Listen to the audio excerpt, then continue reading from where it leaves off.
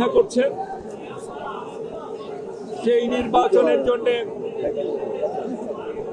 BNP সমস্ত অঙ্গ সংগঠন এবং বিএনপি সর্বস্তরের নেতাকর্মীরা, সহযোগী সংগঠনগুলোর নেতাকর্মীরা, তারা সবাই নির্বাচনকে সামনে নিয়ে তারা জনগণের মধ্যে কাজ করছে। 23 তারিখের পর তারা তাদের প্রচারণা শুরু করবে। আমরা লক্ষ্য করছি,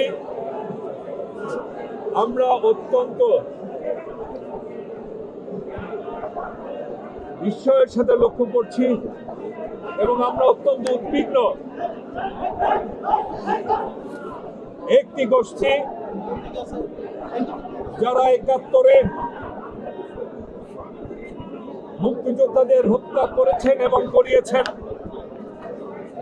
যারা মা বোনদের ইজ্জত লুণ্ঠন করেছেন এবং করিয়েছেন, সেই গোষ্ঠী আবার তাদের অপতৎপরতা শুরু করেছেন এবং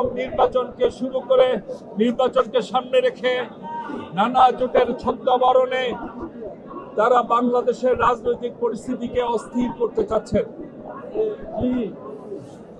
এবং আমরা এও লক্ষ্য করছি, জনগণ যখন একটি পরিচ্ছন্ন নির্বাচন, একটি অংশগ্রহণমূলক নির্বাচনের জন্য নিজেকে প্রস্তুত করছে ভোট দেওয়ার জন্য, ঠিক সেই রকম একটি সময়ে আমাদের কানে নানা রকম ষড়যন্ত্রের কথাও আসছে আমাদের কানে।